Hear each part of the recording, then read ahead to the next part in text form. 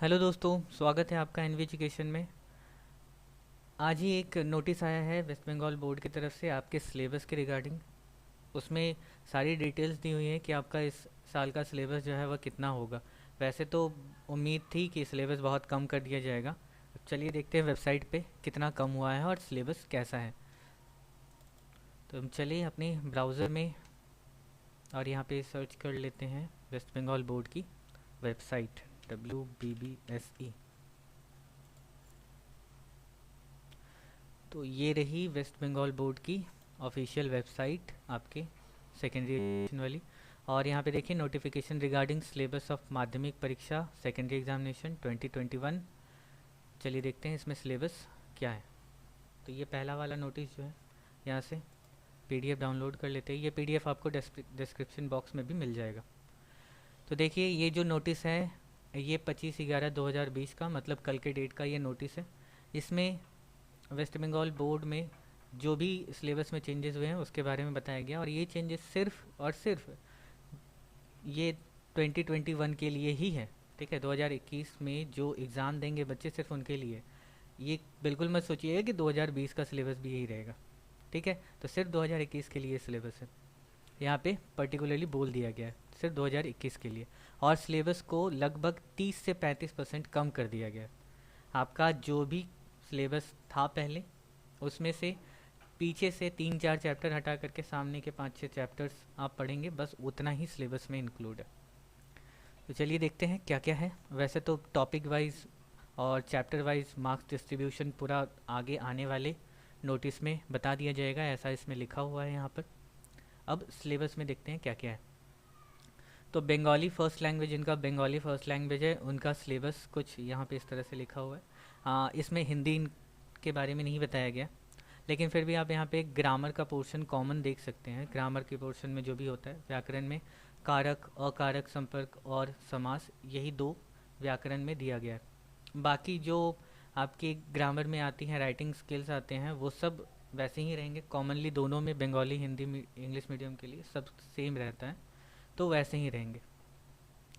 अब देखते हैं आगे हमारा इंग्लिश सेकेंड लैंग्वेज का जो है, उसमें देखिए यहाँ से लेसन 1 2 3 4 5, बस सिर्फ 5 लेसन ही आपके इस साल के सिलेबस में है।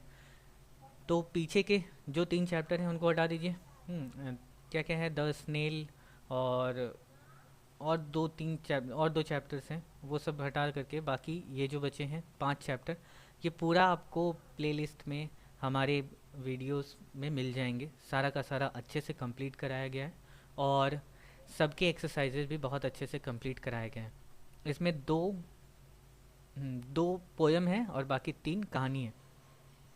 इन दोनों पोयम को अच्छे से देख लीजिएगा, क्योंकि एग्ज़ाम में इन दोनों में से कोई ना कोई एक ज़रूर रहेगा। ठीक है, 10 या 15 मार्क्स का पोयम से रहता ही है, तो आप अच्छे से प्रैक्टिस कर लीजिएगा। और साथ साथ ग्रामर पोर्शन तो ऑब्वियसली रहेगा, अनसीन पैसेज रहेंगे ही। ग्रामर में आर्टिकल, प्रिपोजिशन और जो जो चीज़ें रहती हैं सारी चीज़ें रहेंगी। राइटिंग स्किल में आपका लेटर, पैराग्राफ और अ, जो भी राइटिंग स्किल में और जो और क्या क्या रहता है, और तो कुछ भी नहीं रहता है। लेटर रहता है, पैराग्राफ रहता है और नोटिस रहता है। ठीक है, ये 3 चीज़ें रहती हैं, तो वो तीनों रहेंगी। आपके मार्क्स कम नहीं होने वाले हैं, मार्क्स 100 मार्क्स के ही पेपर रहेंगे। बस सिलेबस कम कर दिया गया, मतलब क्वेश्चंस ज़्यादा आने वाले हैं, इस बात को ध्यान में रखिएगा। हिस्ट्री के सिलेबस को भी कम कर दिया गया है, सिर्फ चैप्टर 1 2 3 4 5 ही है और ज़्यादा नहीं है। शुरुआत के 5 चैप्टर से ही आपका सिलेबस पूरा बना हुआ है और बाकी के पीछे के चैप्टर जो है वो हटा दिए गए हैं। ज्योग्राफी में भी लगभग देखिए 2 चैप्टर ही दिए गए हैं। वैसे तो इसका दूसरा जो चैप्टर ये इंडिया है वही आपका पूरा आधा किताब बनाता है।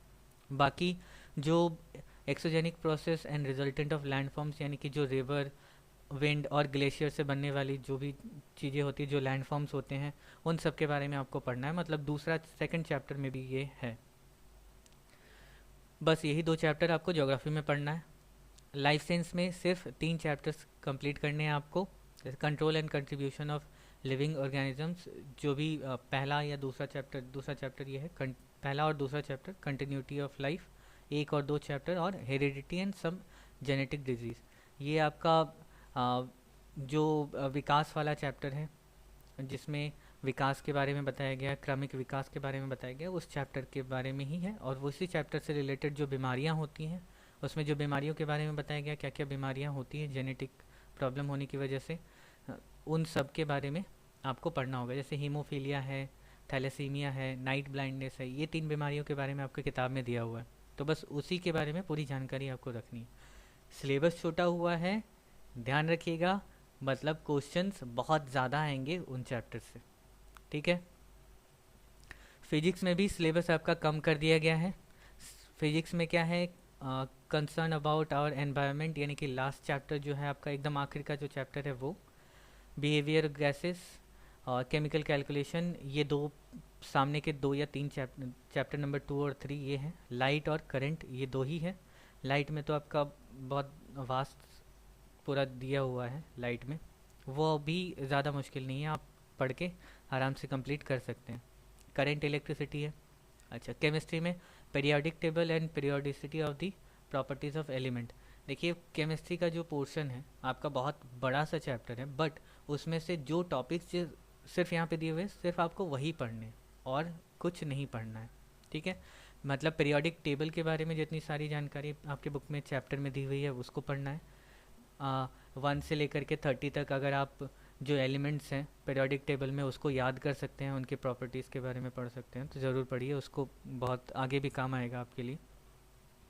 अच्छा, बॉन्डिंग के बारे में जो कोवैलेंट और आयनिक बॉन्ड है उनके बारे में भी आपके सिलेबस में है। इलेक्ट्रिसिटी एंड केमिकल रिएक्शन, उसके बारे में भी है, मतलब इलेक्ट्रोलाइसिस का जो पोर्शन है उसमें से।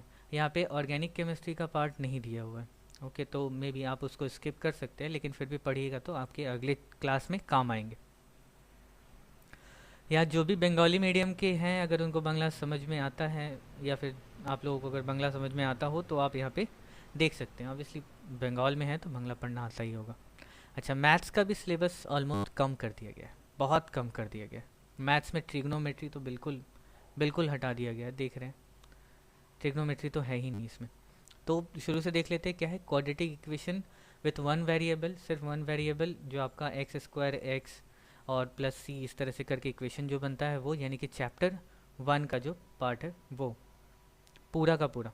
ओके, सिंपल इंटरेस्ट है, थ्योरम रिलेटेड टू सर्कल है, रेक्टेंगुलर, पैरेललोपाइप्ड और क्यूबॉइड है, आपका घन या षष्ठफलक जो आता है वो है, रेशियो प्रोपोर्शन, अनुपात समानुपात है, compound interest up to 3 years, 3 साल का जो कंपाउंड इंटरेस्ट निकलता है बस वहाँ तक ज़्यादातर चांस रहता है कि आपके 2 साल के कंपाउंड इंटरेस्ट वाले क्वेश्चंस आते हैं। अच्छा, uniform rate end of increase और डिक्रीज, कंपाउंड इंटरेस्ट में 2 चैप्टर होंगे, 2 पार्ट होगा इसका, तो दोनों पार्ट इसमें आपके सिलेबस में है।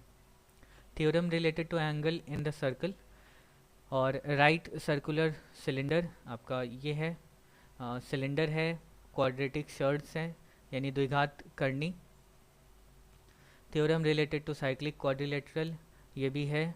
और कंस्ट्रक्शन, 2 कंस्ट्रक्शन के चैप्टर्स मैंने इसमें शायद देखे, 2 कंस्ट्रक्शन के चैप्टर हैं, एक तो circumcircle incircle in a triangle, और एक कंस्ट्रक्शन है construction of tangent to the circle, ठीक है। ये 2 कंस्ट्रक्शन आपके चैप्टर्स के हैं, और तो ये दोनों कंस्ट्रक्शन के चैप्टर बहुत ईजी हैं।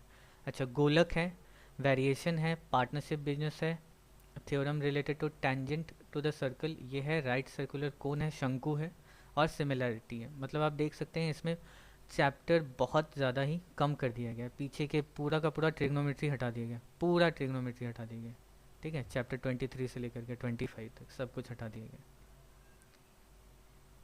चलिए, तो कॉन्ग्रेचुलेशंस, आपका सिलेबस बहुत कम हो गया, आपकी मेहनत बहुत कम हो गई, तो आप अच्छे से तैयारी कीजिए। सिलेबस का भी नोटिस आ चुका, आपने देख लिया अच्छे से डिटेल में, तो एग्ज़ाम के लिए आपको बेस्ट ऑफ लक।